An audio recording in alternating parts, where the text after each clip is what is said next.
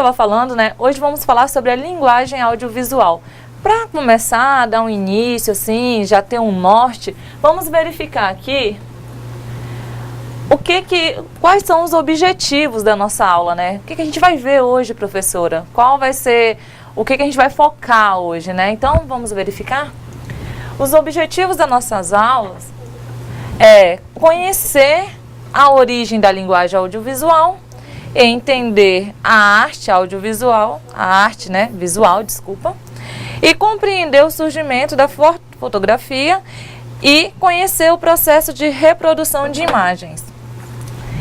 Para a gente fazer isso, o que a gente vai estudar, vai abordar? Vamos entender melhor, como a gente já teve um início, né, na aula passada, como a gente teve a introdução sobre a linguagem audiovisual, essa semana vamos entender melhor como surgiu a fotografia, a câmera, como ela foi o surgimento dela e as artes. E aí vem uma pergunta: como é que surgiu a arte, né? Desde quando surgiu a arte? Professora, você sabe quando surgiu a arte? Eu tenho essa curiosidade de conhecer mais esse tema. Então, a arte, não conseguimos falar assim uma data precisa. É que nem a nossa linguagem, não temos uma data que surgiu. Não sabemos o tempo correto que ela tenha surgido. Então, assim, não tem como eu falar assim, em 1502 surgiu a arte. Não. A arte vem de muito tempo, só que ninguém tem essa precisão, assim, de falar, né, professora? Exatamente. Existem diversas leituras referentes ao assunto, né? Uhum. Mesmo porque a arte, ela faz parte desse contexto nosso, historicamente falando. Isso. Então, assim, sabemos que faz muito tempo, mas não sabemos uma data precisa. É que nem a nossa linguagem mesmo, ok? Vamos aqui verificar. Não sabemos, mas podemos ver ainda hoje sinais claros que a arte acompanha a humanidade há muitas eras. É muito difícil estabelecer seu início, foi o que a gente comentou, que é muito difícil entender o início, onde tudo começou. Muitas névoas encobrem esses primórdios, muitos fatores concorreram para que a linguagem audiovisual se tornasse o que é atualmente. Mas, professora, estamos falando de arte, a senhora foi e voltou para a linguagem audiovisual, ficou, né? Lembrando que audiovisual é arte, né? Que é o áudio e o visual, que é visão, né? Visão, audição. Então, assim, tudo envolve arte. Aqui no quadro, podemos verificar essas imagens, né? Que são pinturas rupestres, que são encontradas em muitas partes do planeta. Aqui podemos ver algum tipo de... Não sei, eu imagino que isso daqui é algum tipo de animal, né? Uma mão. E aqui temos outro desenho de um animal. O que podemos entender disso? Entendemos o quê? Que eles já desenhavam, muito antes, né? Eles já desenhavam em rochas, em pedras. Professora, mas qual é o propósito desse desenho? A gente vai entender um pouquinho mais à frente, mas assim, o propósito inicial é o quê? Eles se expressando, como a gente se expressa, né, professora? Exatamente, é uma forma de comunicação que havia, que é exatamente esse tipo de pintura que era muitas vezes deixado em pedras ou em outras formas de registros também. E o engraçado é assim, ninguém foi lá e ensinou, não, você vai desenhar isso. Não, eles eram algo deles, né? Era da natureza deles fazer esse tipo de pintura. E assim, alguns escritores chegaram a comentar que eles pintavam, que era a caça deles, que segundo alguns autores, isso chamava a caça para eles. Será que isso é verdade? Será que é mentira? A gente não pode falar, né? A gente não tem certeza. Mas, que eu estou falando, a arte com o surgimento dela, a gente tem que acreditar em tudo, porque não temos certeza de nada, né? A gente só faz o que as pessoas falam, né, professora? E a gente acaba acreditando, certo? Exatamente. Aqui, vamos entender o que Gombrich falou.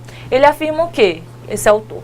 Que a explicação mais provável para essas pinturas rupestres ainda é que tratam-se das mais antigas relíquias da crença universal no poder produzido pelas imagens. Dito em outras palavras, parece que os caçadores, olha o que eu comentei, né? Primitivos, imaginavam que se fizesse uma imagem da sua presa, até a espicaçassem com suas lanças e machados de pedra, os animais verdadeiramente também sucumbiriam ao seu poder. Tudo isso, é claro, não passa de conjecturas. Como eu falei, eles faziam isso porque eles tinham crença, né? Eles acreditavam, eu vou desenhar um animal morto que vai surgir um animal morto. Então, assim, era a crença deles. Talvez isso funcionasse, talvez não, mas o fato é que eles tinham essa crença de fazer essa situação, né? De fazer esse desenho para chamar aquela caça, para trazer a caça para eles, ok? A inscrição da imagem parece querer dizer algo. O que significa isso, professora? A linguagem audiovisual, ainda hoje, como todas as demais linguagens, requer uma forte dose de imaginação. É por meio dela que completamos o sentido, não o da coisa em si que vemos ou ouvimos, mas o sentido que construímos para o nosso próprio entendimento do mundo e das coisas que vemos e ouvimos. As linguagens da pintura, das artes visuais e audiovisuais ensinam algo de muito importante: o sentido.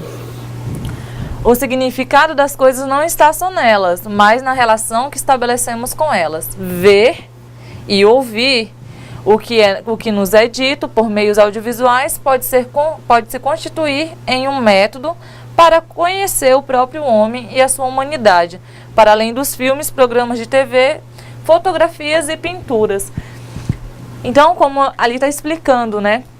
O sentido nada mais é que o sentido, que nem eu falei na aula passada, que a linguagem audiovisual, ela é o sentido do ver e ouvir, né?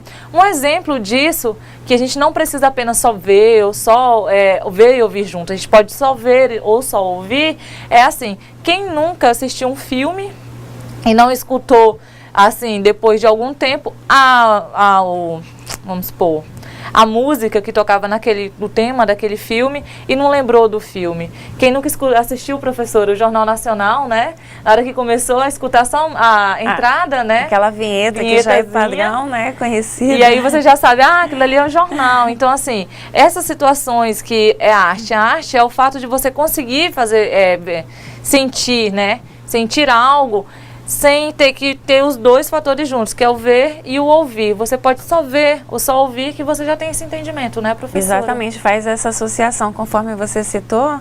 Às vezes você passa ali em determinada rua, alguém solta uma vinheta do Jornal Nacional, já faz associação, olha, é o Jornal Nacional. Então, e a vinheta é famosa, geralmente tem uma notícia de última hora, eles já divulgam a vinheta e você já é chamada a atenção por isso também. É que nem em questão de novelas, né? Às vezes a gente verifica que os personagens estão conversando e escuta um barulho no final. Não vamos supor, fora do prédio, né? E aí talvez é um acidente de trânsito. A gente não precisa ver o acidente. É só escutar uma freada do carro, né? A gente fala, aconteceu um acidente. Então a gente já tem essa noção. Então isso daí é audiovisual. É o fato de você sentir as coisas, ok? Vamos para o próximo. Arte visual. A arte visual, com a introdução da perspectiva da luz e da sombra, aproxima-se cada vez mais da realidade das coisas como elas são.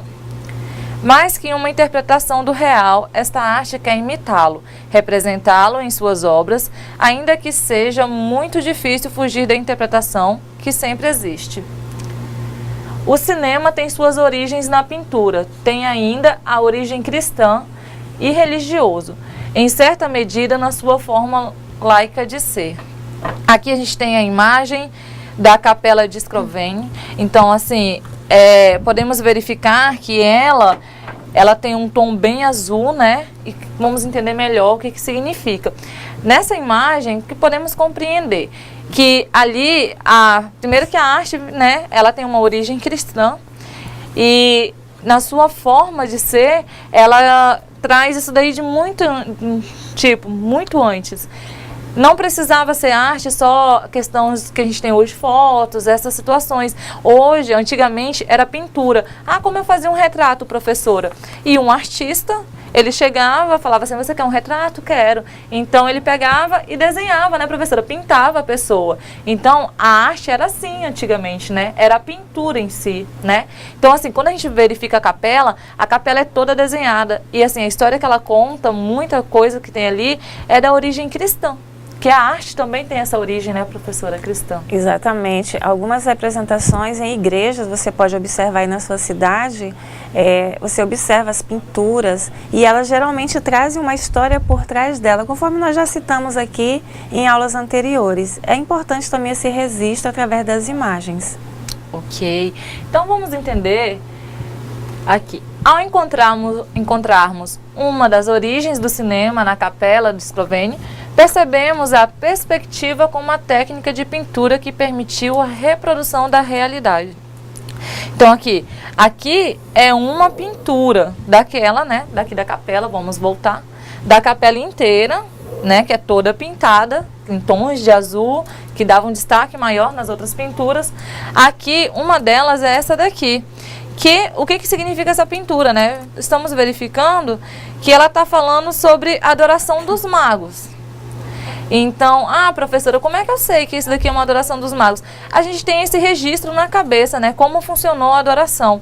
Então, quando a gente verifica uma imagem que seja semelhante, a gente já tem a noção que é a adoração. Não é, professora? Então, assim, a gente não precisa saber.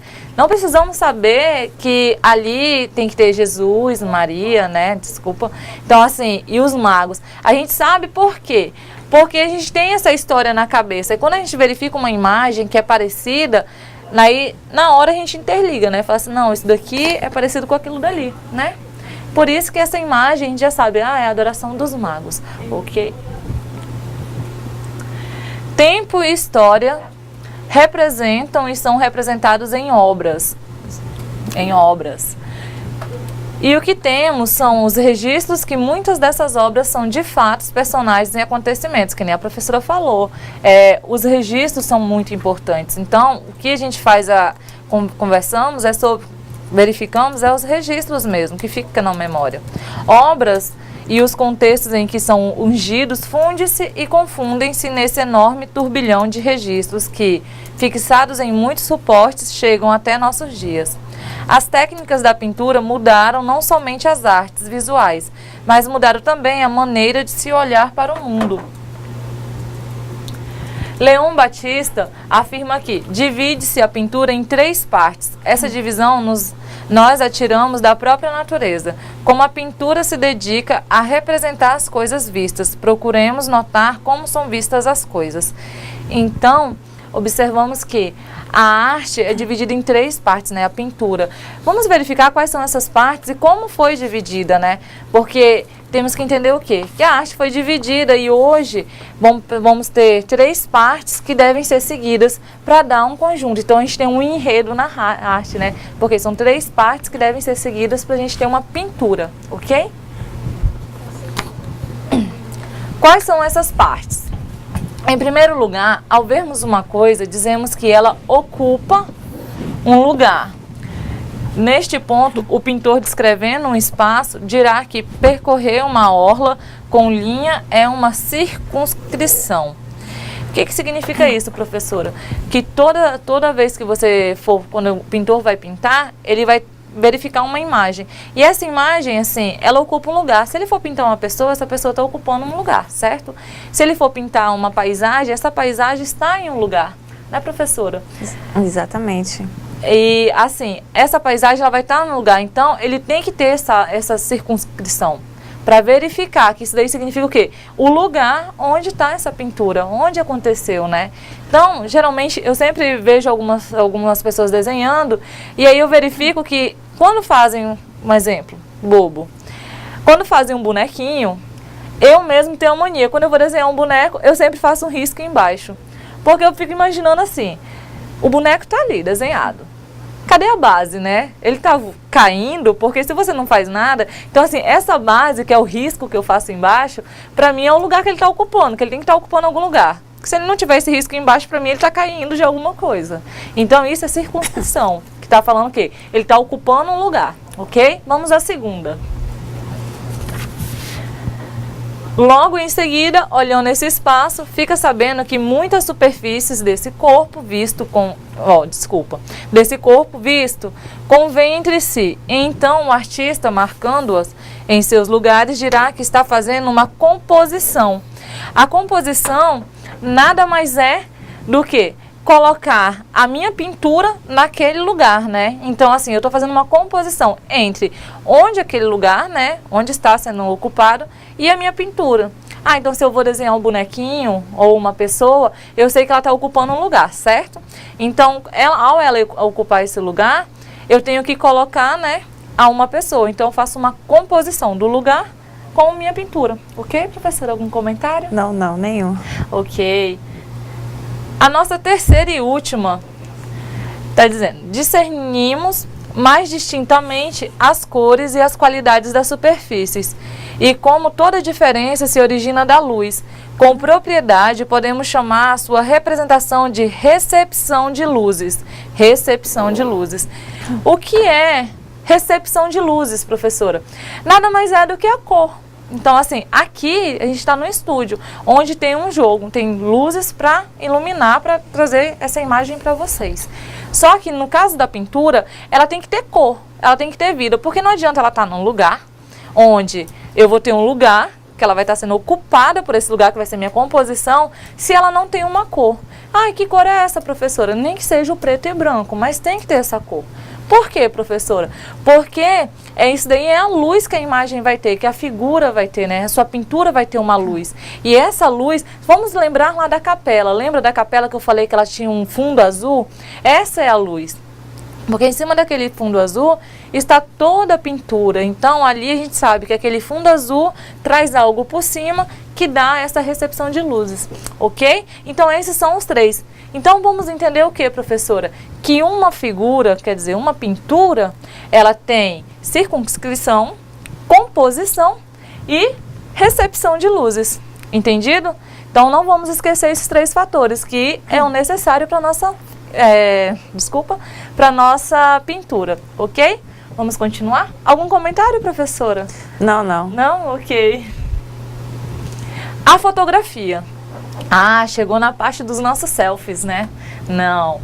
Realizando um grande corte no tempo, vamos aos primórdios do século XIX, quando as artes visuais são fortemente afetadas pela fotografia. As técnicas da fotografia também têm muitas origens. Grande parte dos princípios constituintes da química e da ótica que vão permitir a fixação de imagens em papéis. Já era conhecida bem antes de acontecer a primeira imagem fotográfica, em torno de 1826. A fotografia é uma das experiências mais instigantes da vida humana. Aqui temos duas fotografias, onde mais pra frente a gente vai entender como elas foram tiradas, que é do daguerrotipo, que é esse nomezinho legal aqui, e vamos verificar mais à frente. Mas essas daqui é as nossas primeiras fotografias. Então, assim, a fotografia antigamente era o quê? Era a pintura. Pegavam, né? Chamava, ah, não, eu quero, a professora quer fazer uma pintura, né? Quer ter um retrato dela. Então, o que eles iam fazer? Eles chegavam, chamavam um pintor, o pintor vinha, né? E fazia todo o desenho, desenhava a minha aura e tal, porque eles tinham disso, né? Que quando pintava, eles tiravam a aura da pessoa. E aqui não, aqui as primeiras fotos, então elas já saíam mais escuras, vamos verificar lá no quadro, elas já saíam mais escurinhas, né? Como vocês podem observar, e assim, era em preto e branco mesmo, o que a gente poderia verificar é o fundo escuro e o claro por cima, ok? Então, assim surgiu a nossa fotografia, que era uma das experiências mais instigantes, né? Então aqui vamos falar sobre câmera escura. Legal, vamos verificar o desenho para que eu possa explicar. Essa câmera escura, gente, nada mais era do que um quarto. Um quarto onde tinha um furo, né? Que nem vocês podem observar aqui, que era esse orifício, que fazia essa fotografia que eles falam, né? A câmera escura também é conhecida como câmera obscura, né? Que é escura. E assim, ela surgiu pela necessidade de ter uma visão ampla das pessoas ou das coisas, né, das imagens. Desculpa. Aí o que aconteceu? Eles criaram um quarto, colocaram um furo e aí fizeram aquilo dali de uma câmera. Vamos verificar mais adiante como funcionou. Câmera escura. Ela baseia em um fenômeno da luz descoberto pelo filósofo grego Aristóteles. E muito utilizado pelo cientista e pintor italiano Da Vinci, né? Leonardo da Vinci. para pintar alguns de seus quadros, dando os primeiros passos para a produção de imagens com o auxílio de um mecanismo óptico. Como ela funciona? Esta câmera era um quarto estanque à luz, possuía um orifício de um lado e a parede à sua frente pintada de branco. Quando um objeto era posto diante do orifício, do lado de fora do compartimento, sua imagem era projetada e investida sobre a parede branca. Alguns, na tentativa de melhorar a qualidade da imagem projetada, diminuíram o tamanho do orifício, mas a imagem escurecia, proporcionalmente, tornando-se quase impossível ao artista identificá-la. Este problema foi resolvido em 1550 pelo físico Girolamo Cardano, que sugeriu o uso de uma lente biconvexa junto ao orifício, permitindo desse modo aumentá-lo para se obter uma imagem clara sem perder a nitidez. Isso foi possível graças à capacidade de refração do vidro, que tornava convergentes os raios luminosos refletidos pelo objeto. Só para a gente entender, né, que eu falei, li e acabei não explicando. Como funcionava? Tinha esse orifício, né, que tinha uma lente. E aí ia para uma parede branca, que nem aqui atrás tem uma parede branca. O que acontecia? Ao fazer, imagine uma parede branca aqui atrás. Professora, imagina a parede branca. Quando o objeto era posto fora daquela lente, o que fazia? Ela refletia naquela parede branca. Então aí estava a fotografia. O que acontecia? O pintor ia lá, Da Vinci, e desenhava aquela imagem. Era simples. Era a mesma coisa ele chegar em frente ao objeto e desenhar a imagem. Mas para eles aquilo ali era um marco, né? Porque assim, conseguiram fazer um objeto refletir numa parede branca, ficar enorme. Então ali dava uma visão mais ampla para eles. Então isso foi a câmera escura, ok? Vamos entender melhor aqui como a câmera funcionava. A gente já verificou. A câmera escura está na origem da fotografia. Quando falamos em origem, nem sempre podemos dar nomes aos personagens, localizar ou datar conhecimentos. Foi o que eu expliquei para vocês. Sabemos que existe há muito tempo, mas não sabemos quando foi, né, a data correta. Podemos tentar estabelecer uma gênese da fotografia, considerando que ela comece quando cientistas e curiosos buscavam fixar imagens em papel. Muitas outras experiências, com mais ou menos sucesso, aconteceram para que as modernas técnicas de fotografia se consolidem. Só com o tempo a câmera escura iria se transformar numa pequena caixa portátil, usada pelos pintores como auxiliar de seu trabalho. Mas gravar essa imagem diretamente sobre o papel, sem intermédio do artista, era nova meta a ser alcançada, mais tarde, com o desenvolvimento da química. Nossas câmeras fotográficas digitais não se parecem nem um pouco com os velhos daguerreotipos, nem os processos, nem os resultados. Então aqui está, né, os nossos daguerreotipos. O que é isso, professora? Que eu falei que eu ia falar, né, esse nomezinho. Daguerreotipo vem do nome de Daguerre, que é um dos cientistas que produziu, Luiz. Aí o que isso daí é? É uma câmera que eles carregavam. Depois do quarto escuro, eles começaram a trabalhar. Não, mas se conseguimos projetar no quarto escuro, por que não projetar numa câmera? E aí foi quando surgiu essa máquina, né, deles, que é a câmera, né? Que é a nossa primeira câmera. E ela, o que ela fazia? Ela tirava, né? Aí eles conseguiam ver melhor a foto e reproduziam. Mas ainda não conseguia reproduzir no papel, né? Então essa sempre foi a grande dificuldade. Que aí vinha a química, então o processo era mais extenso. Mas cada vez foi melhorando o trabalho dos pintores. Então, esse era o papel dele. Então podemos considerar o daguerreotipo a nossa primeira câmera fotográfica mesmo. Né, professora? Exatamente. Se a gente observar, né, essa evolução na construção dessa primeira câmera para os dias de hoje, olha os avanços modernos e a tecnologia de ponta. Hoje fazem os registros com celular, mas é importante você ter bem claro isso, porque isso é questão histórica, né? Faz parte desse crescimento e entendimento também. Faz parte. E como faz? Por quê? Porque você imaginar que o trabalho que eles tiveram, primeiro que tiveram que fazer um quarto, né? onde a imagem era projetada na parede, depois o daguerreotipo. E aí, para chegar hoje nos nossos smartphones, para tirar fotos que a imagem hoje é uma maravilha, né? Antigamente você precisava de uma outra pessoa para pintar, para desenhar. Então, assim, a evolução, ela não veio assim rapidinho, ela demorou e teve muito estudo envolvido. E hoje a gente não dá valor nisso. Porque tu acha assim, meu smartphone, minha câmera é 5.0, a minha é 10 pontos não sei o que, né, professora? Mas não imagina o trabalho que deu para chegar nesses 10.0, esses 5.0. Então, assim, são coisas simples que hoje a gente não dá tanta importância, mas eles tiveram um trabalhão para chegar até aqui. Então, assim, é uma história que a gente tem que saber, tem que ser lembrada, né? Então, vamos continuar aqui. Aqui eu tenho alguns exemplos, né? Que eu falei. Então aqui está o quarto escuro, como eu falei, e aqui o daguerreotipo, né?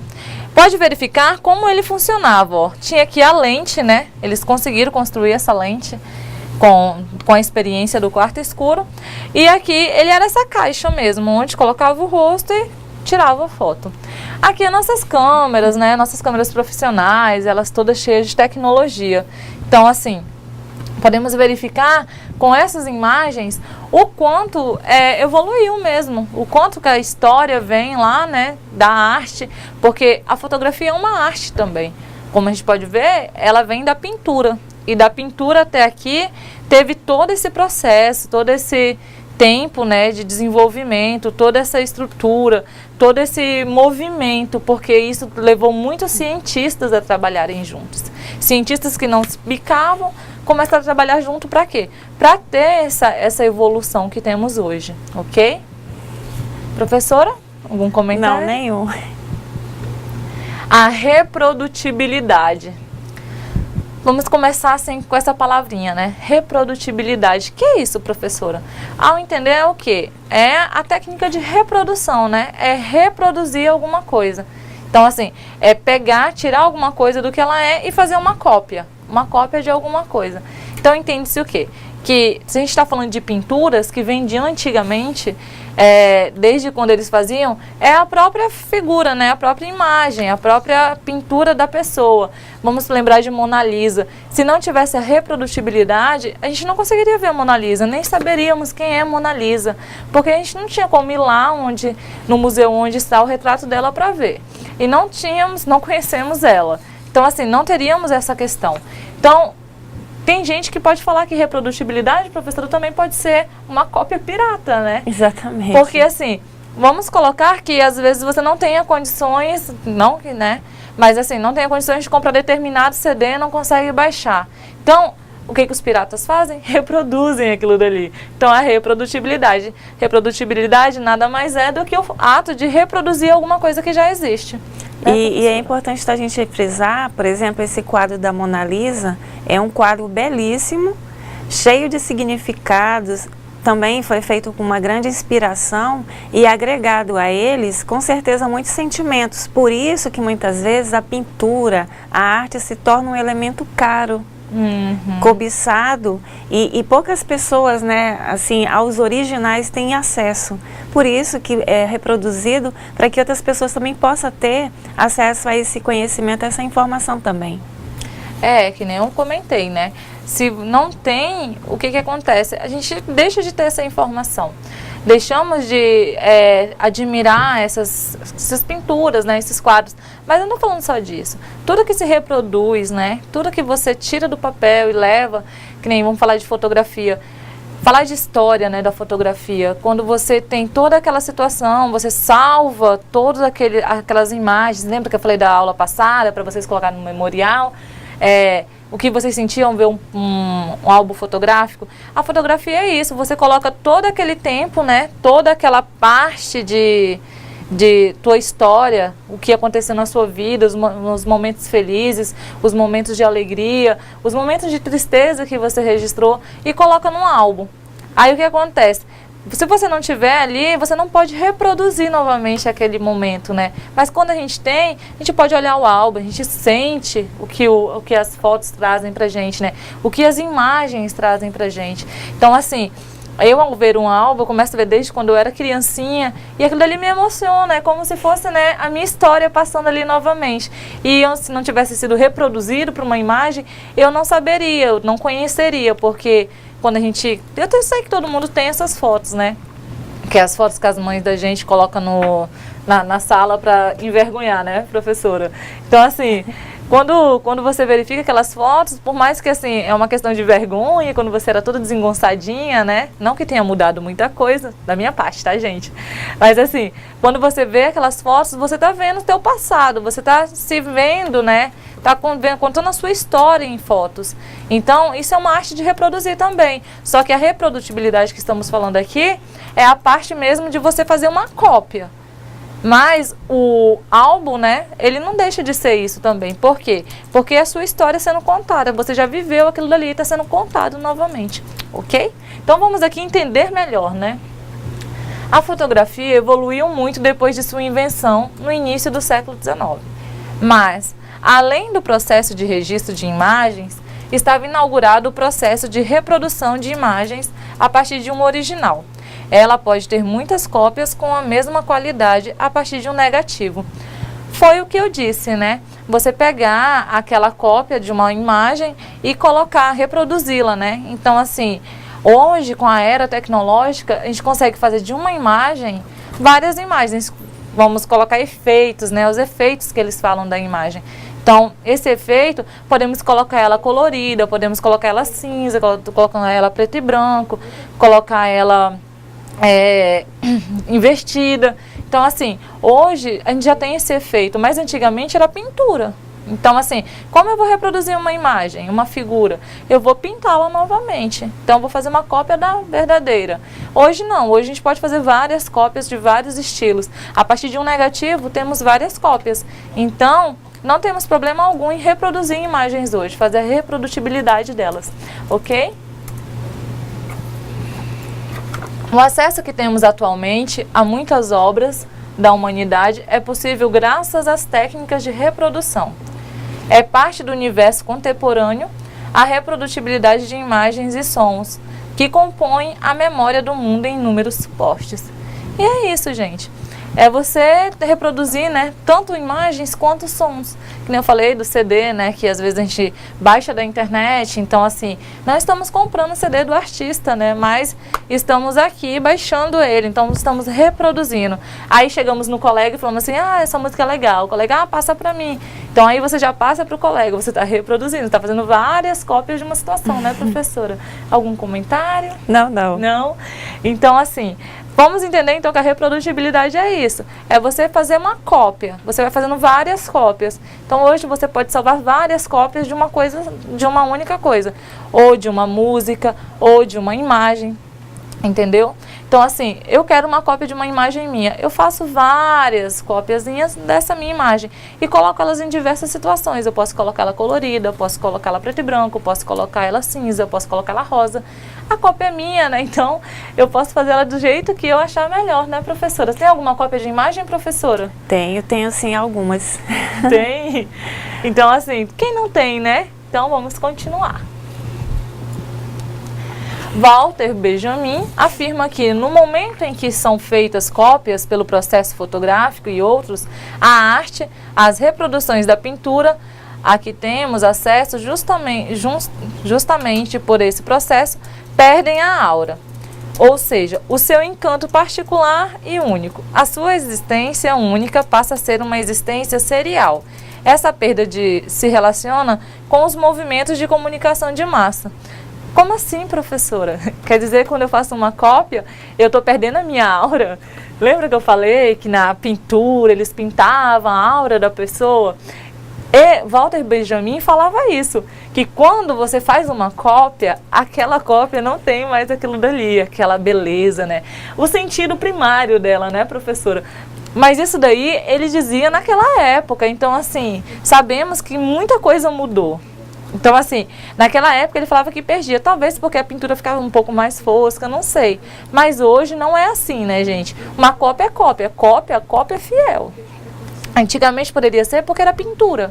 Então, quando é pintura, eu acredito que você vai pintar novamente uma coisa, a mesma coisa, sempre vai ter uma coisa diferente. Mas a nossa cópia hoje de imagens, de pintura, são cópias fiéis. Porque tudo é o quê? Com tecnologia. E a tecnologia faz a cópia fiel. Então, não perde aura nenhuma não, né, professora? Quanto ao Walter Benjamin, é um autor também muito conhecido e ele tem um texto que se chama O Narrador.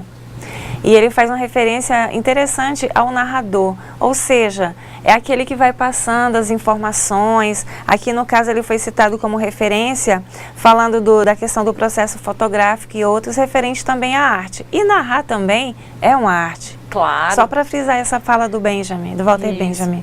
Narrar é uma arte sim, né? Então assim, tudo que envolve áudio e visual, a gente pode ter certeza que é arte. E narrar nada mais é do que, né, áudio.